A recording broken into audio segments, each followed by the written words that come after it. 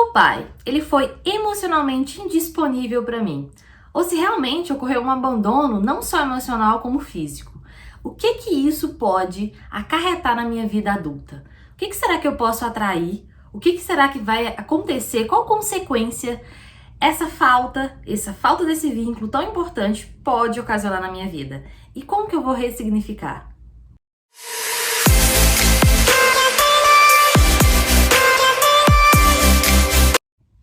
Infelizmente, principalmente aqui no Brasil, o índice, né, da ausência paterna, ele é enorme, enorme, né? E quando se tem, né, o pai realmente presente fisicamente, não necessariamente esse pai encontra-se, né, emocionalmente disponível para o filho. E isso, gente, acarreta inúmeras consequências, e é o que eu vou falar aqui hoje. E não só quero deixar você mais preocupado, nossa, e agora, né? Mas também trazer um pouquinho do que é possível ressignificar desses fatores, o quanto é importante para você. Eu sei que é doído, porque eu passei também por isso, e eu fui entendendo que a minha dependência emocional, aquela vontade que eu tinha de ter alguém de qualquer maneira, aquele medo de estar sozinha, aquela carência, aquela intensidade, vinha dessas questões lá na infância, né? Eu estava com tanta fome, era tanto desespero desse amor, porque realmente eu vinha de uma escassez já bem antiga. Então, cada relacionamento que eu me envolvia, eu me entregava muito, eu queria muito que desse certo, porque eu já tava com falta há muito tempo, né? Já tinha dado errado a minha primeira história de amor, que era lá na infância, assim, quando os meus pais se separaram e meu pai teve que mudar de país. Então, eu me sentia abandonada, porque a criança, tudo que acontece em relação aos pais, ela leva muito pra ela, né? A criança, ela é totalmente egoísta, né? Tudo sobre ela. Então, quando eu vi meu pai indo embora, ele se separando, automaticamente eu relacionei isso a mim. Então, é porque ele não me ama. É porque eu não sou boa o suficiente.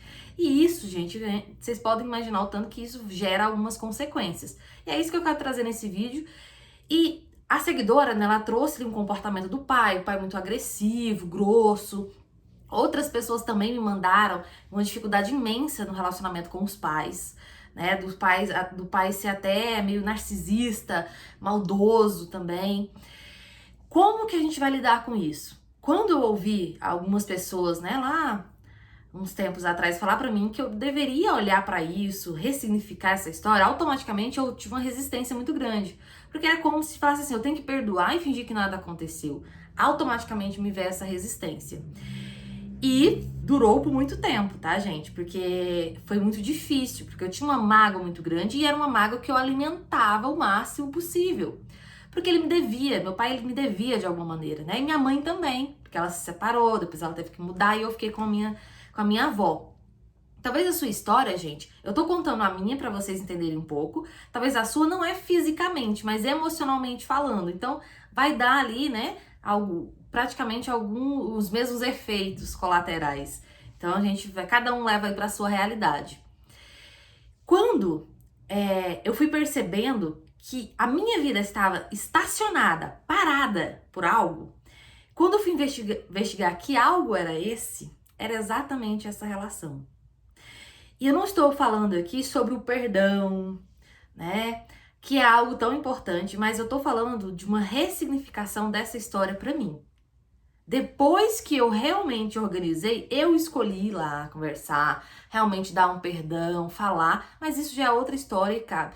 Mas o importante é que você entenda e ressignifique esse processo com você.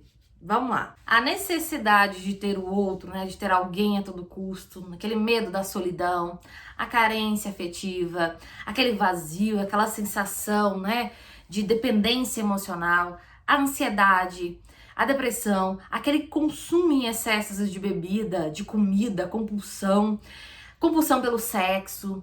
Tudo isso, gente, né, esse vazio profundo pode, né, significar, né, um reflexo da falta que você teve de algo, né, principalmente esse algo emocional, desse cuidado, desse carinho, daquela segurança que talvez você não sentiu ter na infância. Então, pode ser um reflexo dessa realidade, seguida com traumas também. Então, eu falo que toda falta de amor na infância, ela acaba virando uma codependência. Então, quanto mais faltas você teve nessa infância, mais a dependência emocional, né, mais dependente você se torna. Pamela, isso é uma verdade, pronto, todo mundo é assim? Não. Por isso, né, que a gente tem que investigar. Esse vídeo, gente, tem muitos fatores dele que são conteúdos totalmente inconscientes. E é claro que não tem como eu, aqui nesse vídeo, acessar o seu inconsciente. O que eu vou trazer nesse vídeo aqui são fatores que geram gatilhos para que você possa perceber, né, o que vem já na consciência. E sabe o inconsciente, gente, é aquilo que a gente não sabe responder. Autoconhecimento não é sobre o que eu já sei, é sobre o que eu não sei. Por que eu sou tão dependente? Por que eu sou tão carente? Essas respostas é que traz o inconsciente. E é claro que talvez esse vídeo ele vai trazer a pergunta. A resposta cabe a vocês, né? Isso tem terapia, tem curso de autodesenvolvimento. O que tem são ferramentas e profissionais aí para te ajudar. A criança ferida, né, que ainda existe em você, ela vai gritar. Ela vai querer conduzir a sua vida. Ela vai brigar muito por preenchimento. Então, por isso é tão comum a gente ver adultos tão carentes, tão emocionalmente, aguentando tudo em qualquer relação. Porque a criança, né, é que tá pedindo um reparo. A criança quer que você preenche de qualquer maneira. Então, é tão complicado que às vezes ela preenche, né, esse emocional com outra pessoa, ela quer preencher, quer colocar outra pessoa ali para preencher esse vazio, ou através dos vícios, né? E esses vícios também pode acontecer questões físicas, né? Como obesidade, o alcoolismo. Então essas faltas lá na infância, elas acabam conduzindo as nossas atitudes hoje. Por isso que na terapia, por isso que no meu curso eu trabalho tanto. Primeiro a gente vai lá na infância, a gente tem que dar uma ida lá, porque talvez quem tá conduzindo as suas escolhas, esse medo que você tá tendo da solidão, ele não é seu, ele é da criança que foi abandonada, que agora ela não consegue confiar em você adulto hoje. Ela tem medo que você se abandone. E às vezes a gente acaba nos abandonando. No caso, nós criamos, né, ou co-criamos aí a nossa realidade. Por isso que eu trago tanto o inconsciente aqui. Por isso que não dá pra gente tratar de alguns assuntos só pelo racional, algo consciente. Porque se fosse só consciente, você não estaria sofrendo. Não teria gente sofrendo pelo amor, sendo dependente emocional, aceitando, se entregando, sendo carente, né? A gente não ia fazer isso. Porque tem coisas que a gente não entende que é lá do nosso inconsciente. Então, de alguma maneira, nós atraímos exatamente o que trazemos em nosso inconsciente. Olha aqui, né? O nosso inconsciente, ele carrega as nossas dores, principalmente as da infância. Então, vamos pensar, os primeiros registros são os que ficam instalados, que a gente pode chamar aqui de um programa, de um banco de dados, né? Um arquivo. Então, o que será que tem no seu arquivo? Né? Vamos pensar aqui, o pai na infância, ele é o primeiro homem, né, para a menina. Ele é a primeira referência de homem. Então, assim, o cérebro, ele é como se ele fosse registrar o inconsciente, os sentimentos diante do seu primeiro parceiro. Né? Então, olha aí, como é que foi? Que sentimento foi que você teve com esse pai? O pai que só trabalhava, né? O pai que batia, o pai que era ausente, que era frio, que era grosso, o pai distante, né?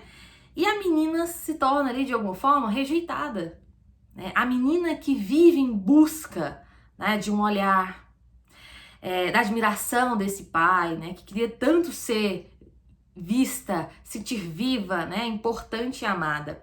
Mas sempre ali, de alguma forma, ficava num vazio. Talvez você queria tanta atenção do seu pai e não tinha. Olha aí no seu contexto, né? De alguma forma.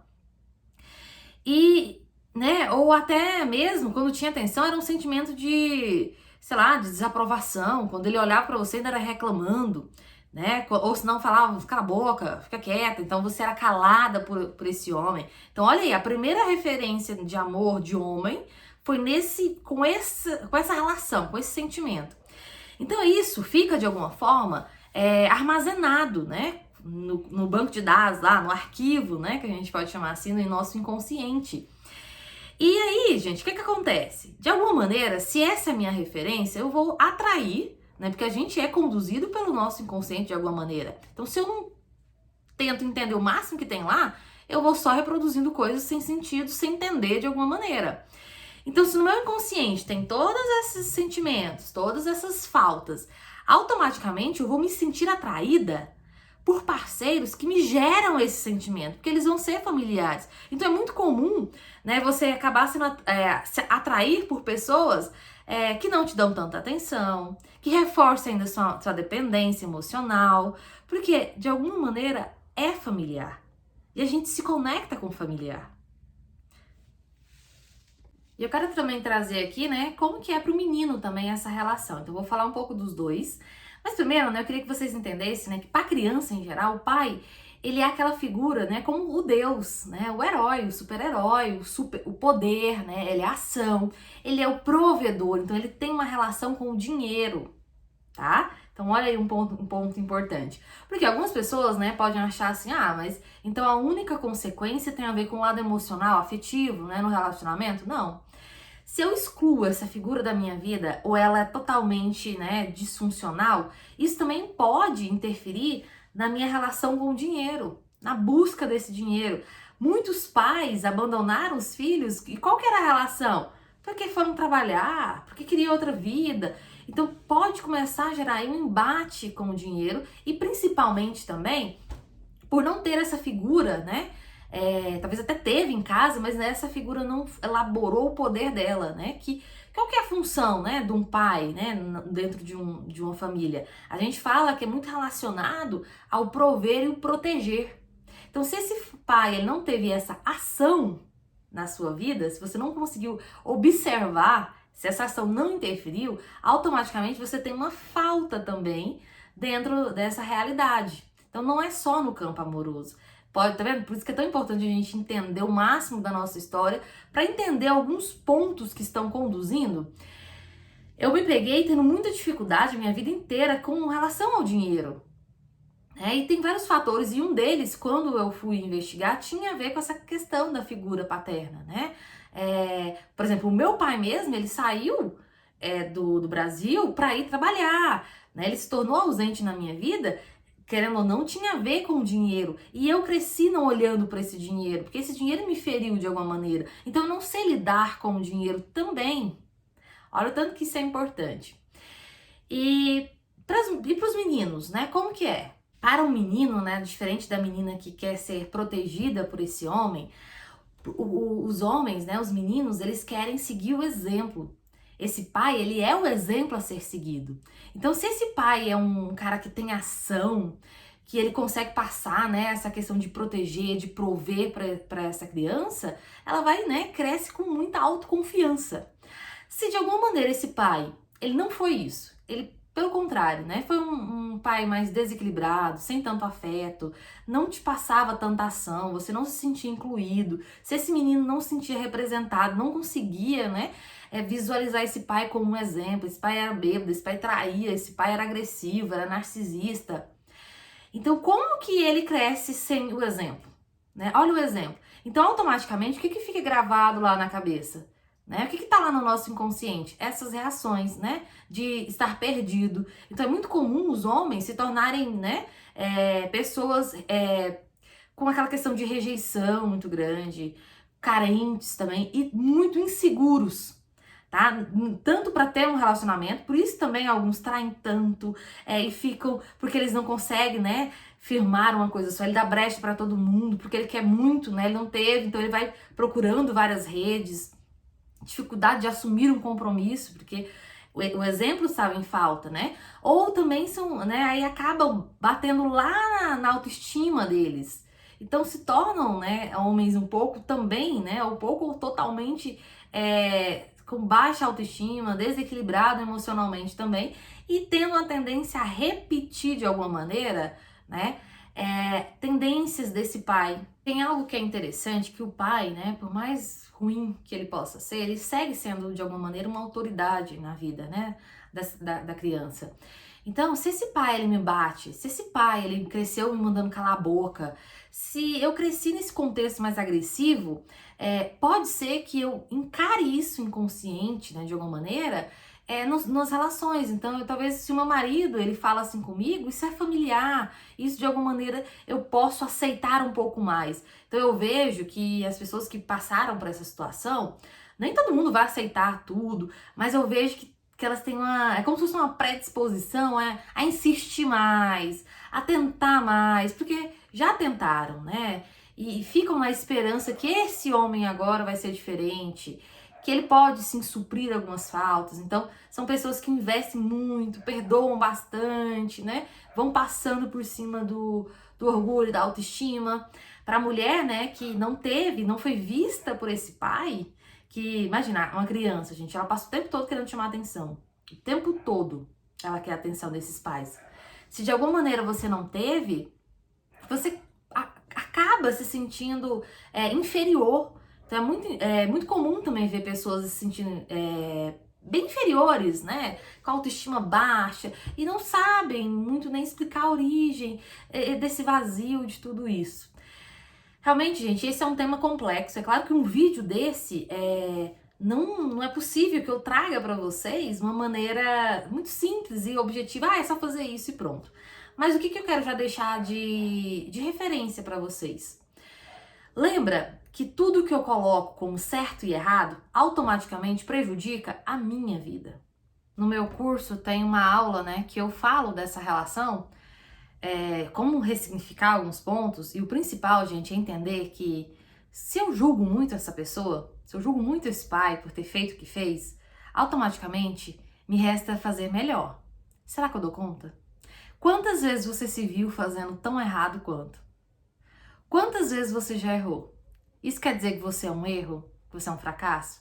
Às vezes a gente coloca muito a pessoa naquele lugar, né? O lugar de erro, de incompreensível. E quando chega a nossa vez de fazer, será que fazemos diferente? Será que realmente estamos preparados? Será que realmente aprendemos com o que foi feito em nossa vida? Será que toda aquela falta que eu tive agora, que eu tanto julguei, eu faço melhor mesmo? Então, enquanto a gente parar de julgar o outro pelas possibilidades que ele teve, e a gente não tem acesso porque, às vezes, a gente esquece de olhar pro nosso acesso. O que eu posso fazer diferente, que talvez o meu pai não pôde? O que eu posso ser melhor, sem excluí-lo? Porque se eu excluo ele, se eu julgo ele, como que eu posso ser melhor? Sendo que eu não entendi nem a história do outro. Automaticamente eu não compreendo a minha. Se eu jogo a minha história no lixo. Pamela, como que eu começo a ressignificar isso? Como que eu começo a entender, compreender, não sofrer tanto com a história que me machucou muito, que hoje, de alguma forma, eu tô colhendo consequências dessa falta, né? O que pode ser feito? Primeira coisa, a gente tem que entender o máximo possível que está no nosso inconsciente, buscar compreender isso, trazer para a consciência, porque aí a gente sim pode trabalhar realmente sem tanta fantasia, sem tanta projeção, sem tanto deixar a criança, né, falar, e sim o adulto. O primeiro ponto que vocês podem, né, começar a ressignificar é que a gente costuma colocar as pessoas que nos feriram como erradas ou certas. É assim, ou ela tá errada ou ela tá certa. Meu pai, ele foi errado. Quando eu colocava meu pai na caixinha do erro, da pessoa errada, da pessoa que não merecia o meu amor, ele não merece porque ele me abandonou, ele é isso. E eu ia de alguma forma, né, menosprezando essa figura, eu tirava ele do campo, né, em onde ele é sim a figura da minha vida, uma das mais importantes, porque através dele eu estou aqui. Quando eu tiro dessa pessoa os acertos dela também, só olho como erro, automaticamente eu sou um erro também. Inconscientemente falando, eu também faço parte daquilo. Então, quando eu excluo a figura paterna da minha vida, eu não quero saber, eu não quero mexer, e fica com aquela mágoa, não é sobre conviver com a pessoa fisicamente, mas é sobre, eu não quero nem ter acesso, eu nunca quero perdoar. Você trava a sua vida, por quê? Você coloca essa pessoa lá no campo de erros, e nós não somos assim. Você não é uma pessoa que só erra, como seu pai também. Ele tem muito acertos, muito. Então é muito difícil para uma pessoa que foi machucada olhar o acerto do outro. Ver o que é essa pessoa, o que ele tem de mim, o que tem, né? É complicado fazer isso? É sim. Mas aí cabe a gente decidir. O que está sendo mais complicado? Viver nessa barreira emocionalmente falando, não deixando essa pessoa ir embora, porque automaticamente, se eu me prendo a mágoa, ela tá presa em mim. Então, se eu quero também libertar, eu também tenho que libertar essa pessoa daqui dentro. Não basta eu não ver, né, meu pai nunca mais. Mas é sobre entender por que esse homem fez isso. Quem é esse homem que eu tanto coloquei que acabou com a minha vida? O que será que ele pôde me dar? Às vezes a gente espera muito dos pais. A gente imagina um modelo ideal. Que é passado o modelo ideal do pai protetor, do pai cuidador, que traz o dinheiro, que, né? E quando ele não é assim? E quando ele não pôde ser assim? Às vezes seu pai, ele te deu tudo que tinha. Mas Pamela não me deu quase nada. Talvez ele não tinha nada. Talvez realmente não tinha nada. Então, gente, eu quero trazer nesse vídeo que vocês possam, o máximo possível, tirar o pai de vocês do lugar de só errado. Começa a reconhecer que ele também tem coisas certas. Pra quê, Pamela? Por que eu quero agora achar qualidades nessa pessoa? Não é por ele, mas é por você. As qualidades dessa pessoa, elas também são suas. Não é só o sangue que corre, né? Na veia, que é dele também. Mas são características, são inconscientes, são fatores. Então, a partir do momento que você tira ele do lixo e coloca ele no lugar de pai, automaticamente você tem o seu lugar de filha e você pode conduzir a sua vida a partir da visão adulta. Eu sei que é complicado, tá, gente? Por isso que esse é um tema que não dá, né, num vídeo como esse, trabalhar exatamente a função inconsciente. Eu trabalho isso em terapia e também nos cursos, né, que eu trago, né, que é o curso maior. Ele sim a gente dá para ter aulas mais inconscientes ali, mexer. Então, eu espero que esse vídeo ele possa, de alguma maneira, ele não traz um resultado, mas ele traz um incômodo, que é realmente esse o papel, é incomodar você, né? Mas como eu já tô tão incomodada, mas que te incomode ao ponto de investigar a sua história ao máximo, de tirar, né, essa figura paterna do lixo, porque se você coloca a figura paterna no lixo, automaticamente você também não evolui. E você vai ver isso na prática. Não sou eu que tô dizendo, é você olhar para sua história, tá? Então, gente, espero que vocês possam que vocês gostaram do vídeo. Quem puder, deixe aí os comentários, curte, compartilhe, deixe, né? Eu imagino que vai surgir várias dúvidas. Pode comentar, manda dúvida pra mim, que o máximo que eu posso trazer aqui pra vocês, né, de informação, que eu puder, eu vou estar trazendo pra ajudar.